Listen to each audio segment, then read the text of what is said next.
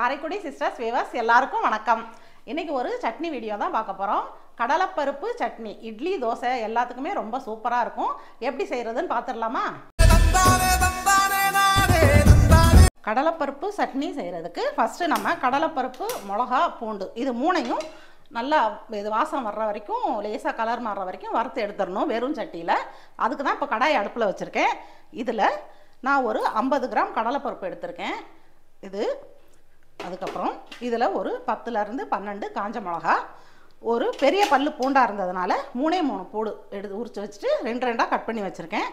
இப்போது கடாய் காஞ்சிருச்சு. இதில் கடலைப்பருப்பை சேர்த்துக்கலாம்.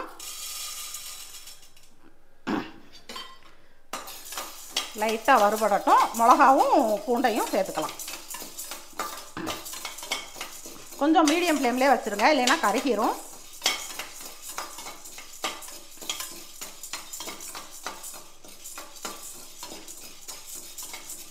லேசாக வறுத்துட்டு இதில் மிளகாய் போட்டுறேன்.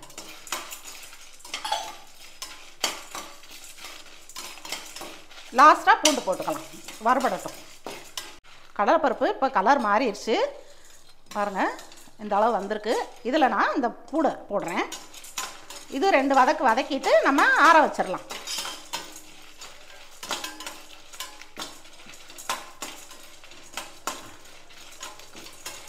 அந்த சூட்லேயே ஆறட்டும், இது வதங்கட்டும். இப்போ நான் எடுத்துடுறேன், கருகிரும். வறுத்து வச்ச கடலைப்பருப்பு, மிளகா, பூண்டு எல்லாமே நல்லா ஆறிடுச்சு. இதை மிக்ஸி ஜாரில் சேர்த்துக்கலாம்.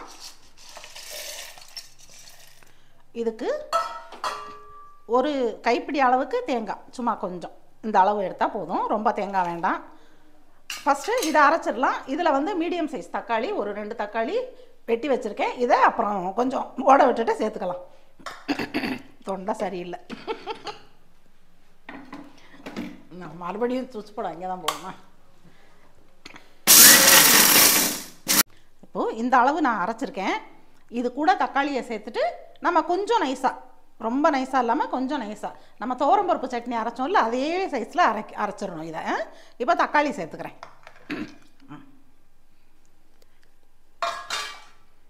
அரைச்சிடலாம்.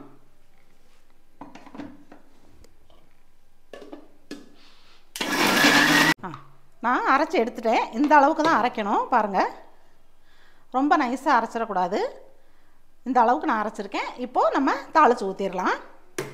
கடாய் வச்சுட்டேன். இப்போ இதில் நான் கொஞ்சமாக கடலை எண்ணெய் ஊற்ற போகிறேன். சட்னி தாளிக்கிற அளவுக்கு ஊற்றினா போதும், ரொம்ப வேண்டாம். காயட்டும். இதில் கடுகு, உளுந்தம்பருப்பு,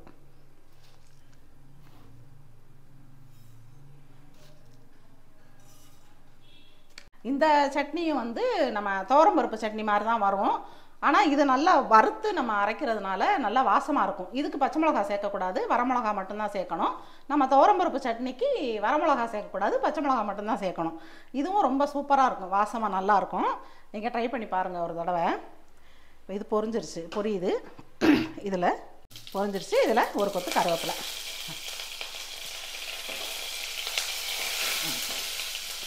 ஒரு கைப்பிடிக்கு சின்ன வெங்காயம் கட் பண்ணி வச்சுருக்கேன். இதையும் போட்டுக்கிறேன். வெங்காயம் பாதி அளவு வதங்கட்டும்.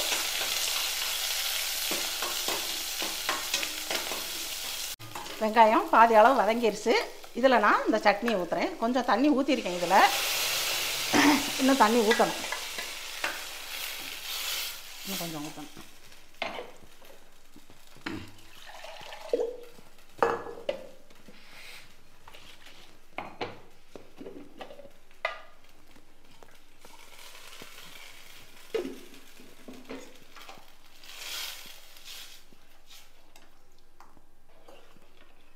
பார்த்துட்டு ஊற்றுங்க தண்ணி.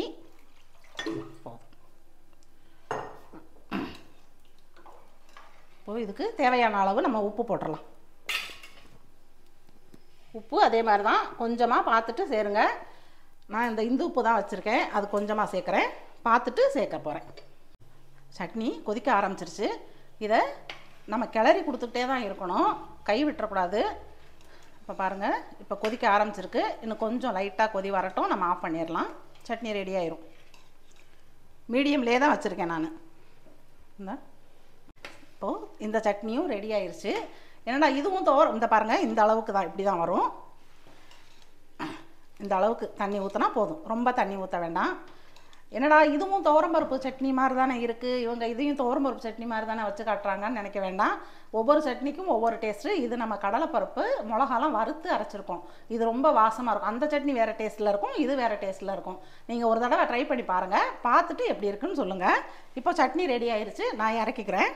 தோசை ஊற்றிட்டேன். இப்போது சட்னியை நம்ம ஊற்றிக்கலாம். இந்த அளவுக்கு இருக்குது பாருங்கள்.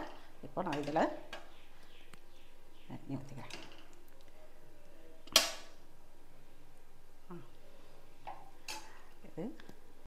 தோசையும் கடலைப்பருப்பு சட்னியும் ரெடி ஆயிடுச்சு.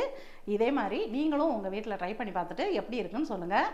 இந்த வீடியோ உங்களுக்கு பிடிச்சிருந்துச்சுன்னா லைக் பண்ணுங்கள், ஷேர் பண்ணுங்கள், சப்ஸ்கிரைப் பண்ணிவிட்டு பக்கத்தில் இருக்கிற பெல்லை கிளிக் பண்ணிடுங்க. பாய்.